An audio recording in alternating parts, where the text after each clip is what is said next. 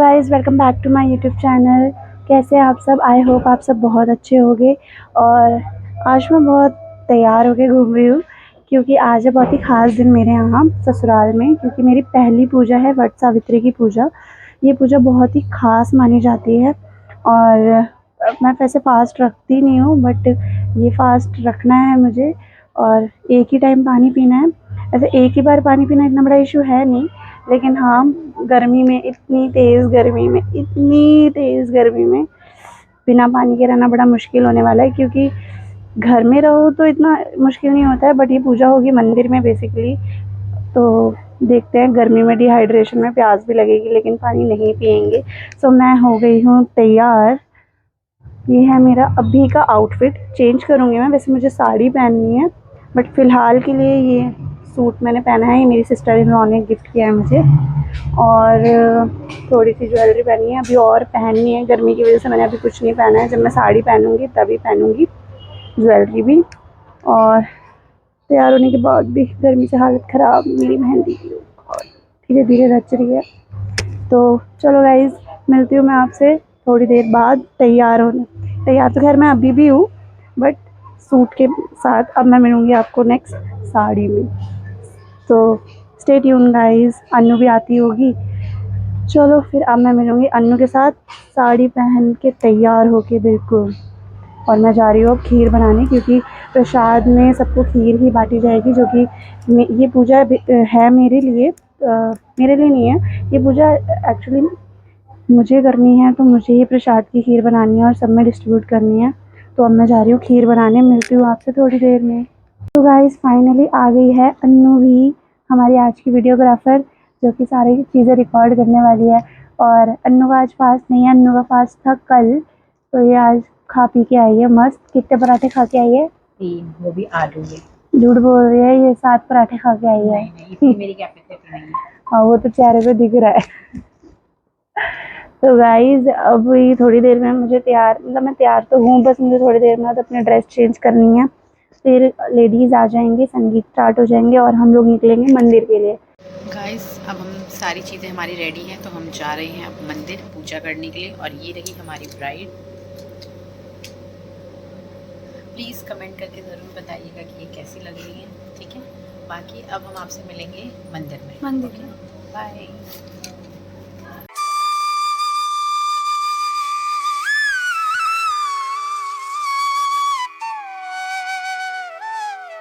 वट सावित्री व्रत में बरगद के पेड़ की पूजा का विधान है। तो चलिए जानते हैं कि वट सावित्री व्रत में बरगद के पेड़ की पूजा का महत्व और विधि क्या है। सुहाग की सलामती, पति की लंबी आयु और पुत्र प्राप्ति के लिए हर साल ज्येष्ठ अमावस्या पर वट सावित्री व्रत रखा जाता है और कुछ जगहों पर ये व्रत ज्येष्ठ पूर्णिमा के दिन भी रखते हैं। धार्मिक मान्यता के अनुसार वट सावित्री व्रत में बरगद के पेड़ की पूजा का विधान है। मान्यता है कि जो सुहागन इस दिन वट वृक्ष की पूजा और परिक्रमा करती है, उन्हें माँ सावित्री और त्रिदेव के आशीर्वाद से अखंड सौभाग्यवती का वरदान मिलता है। इस सुहाग की सलामती, पति की लंबी आयु और पुत्र प्राप्ति के लिए हर साल ज्येष्ठ अमावस्या पर वट सावित्री व्रत रखा जाता है और कुछ जगहों पर ये व्रत ज्येष्ठ पूर्णिमा के दिन भी रखते हैं। धार्मिक मान्यता के अनुसार वट सावित्री व्रत में बरगद के पेड़ की पूजा का विधान है।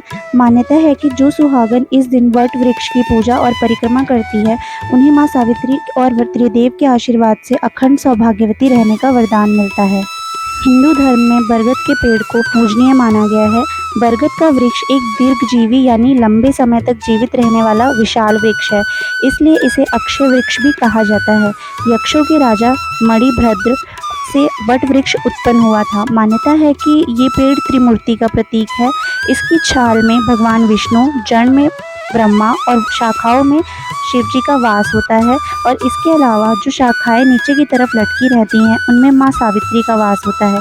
इसे प्रकृति के लिए सजग भी माना जाता है, इसलिए संतान प्राप्ति की कामना के लिए भी इसकी पूजा अचूक मानी गई है। पौराणिक कथा के अनुसार देवी सावित्री ने अपने पति की रक्षा के विधि के विधान तक को बदल दिया था। पुराणों के अनुसार पति को संकट से उबारने के लिए सावित्री ने घोर तप और व्रत किया था। माता सावित्री के सतीत्व और पतिव्रता धर्म से प्रसन्न होकर यमराज ने उनके पति सत्यवान के प्राण बरगद के पेड़ के नीचे ही लौटाए थे। इसके बाद से देवी सावित्री 100 पुत्रों की माता होने का सौभाग्य भी मिला था। उन्होंने सावित्री को यह वरदान भी दिया था कि जो भी सुहागन बरगद के पेड़ की पूजा करेगी उसे अखंड सौभाग्यवती रहने का आशीर्वाद भी मिलेगा। वट सावित्री व्रत में सुहागनें सुबह ब्रह्म मुहूर्त में उठकर स्नान करके व्रत का संकल्प लेती हैं। इस दिन महिलाएं 16 श्रृंगार करती हैं और 2 टोकरी में पूजा का सामान तैयार किया जाता है और बरगद के पेड़ के नीचे बैठकर महिलाएं कथा का श्रवण करती हैं। बरगद के पेड़ को जल से सींचा जाता है, रोली चंदन से टीका लगाया जाता है और कच्चे सूत के साथ बरगद के पेड़ की परिक्रमा की जाती है। वार्तालाप कर रही थी कि उसी नारद जी ने आप पचेवे बोले तुमने अपने पति किसे चुना है। इस पर सावित्री ने पुनः सारी बातें नारद जी के सामने भी दोहरा दी। नारद जी बोले सत्यवान, गुणवान, रूपवान, सदाचारी, सज्जन युवक है, परंतु विवाह के 1 वर्ष बाद ही उसकी मृत्यु हो जाएगी। इसलिए हे सावित्री तुम अपने लिए पुनः किसी अन्य व्यक्ति को चुनो। सत्यवान अल्प आयु कम आयु में मरने वाला है।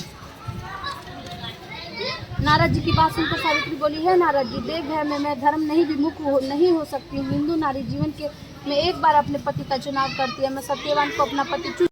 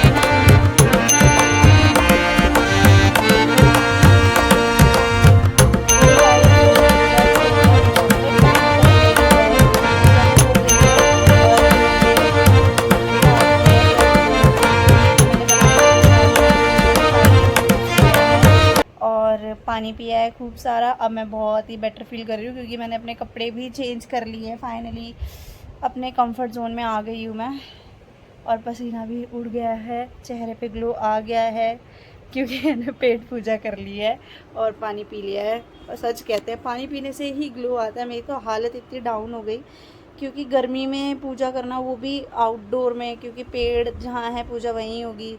तो वट सावित्री की पूजा बहुत अच्छे से हो गई है।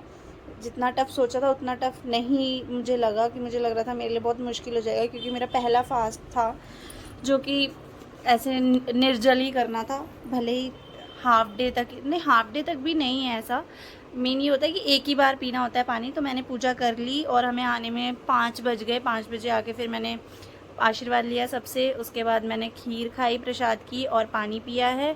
और सूरज डूबने से पहले मैं दोबारा पानी पी सकती हूँ, लेकिन उसके बाद फिर मैं कल ही पानी पीऊँगी और अन्न भी मैं तभी खाऊँगी कल। तो थक गई हूँ मैं बहुत ज़्यादा।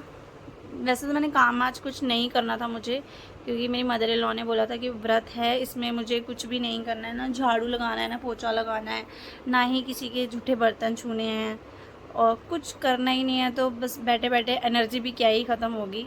बस ये है कि थोड़ा गर्मी में जाना पड़ गया और वहाँ पे काफ़ी टाइम लग गया पूजा में, उससे मैं थोड़ा थक गई गर्मी में। बाकी मैं ठीक हूँ बिल्कुल हमेशा की तरह। मुझे बिल्कुल इवन मेरी सिस्टर इन लॉ के बच्चे भी आ गए थे, तो उन लोगों के साथ तो मैं इतना ज़्यादा खेल कूद में पड़ गई कि कुछ काम तो था नहीं। मैंने कहा चलो खेलते हैं, बच्चे भी खुश मैं भी खुश, और इतना हमने मस्ती की है कि मैं भूल ही गई कि मेरा फास्ट है।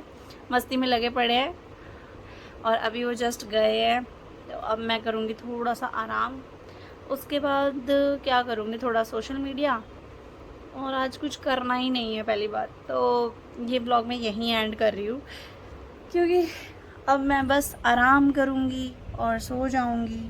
तो मिलती हूँ मैं आपसे नेक्स्ट व्लॉग में गाइज़। आपको आज का व्लॉग कैसा लगा ये मुझे कमेंट करके ज़रूर बताना, और वीडियो पसंद आए तो लाइक शेयर और सब्सक्राइब ज़रूर करना। तो गाइज़ कल से मेरी डेली लाइफ शुरू हो जाएगी। तो मिलती हूँ मैं आपसे नेक्स्ट इंटरेस्टिंग व्लॉग में। See you guys in my next one. Bye bye, take care.